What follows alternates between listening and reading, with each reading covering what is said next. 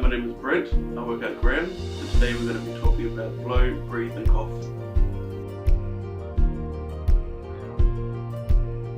So today we're going to be talking about the importance of blow, breathe and cough.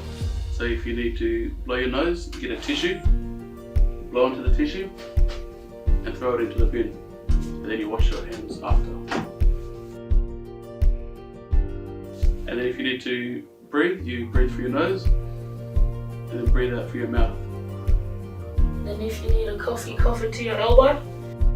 And if you need a sneeze, you sneeze into your t-shirt. And then after that, once we finish sneezing, we clean our hands again. Sanitize or wash your hands with soap and water.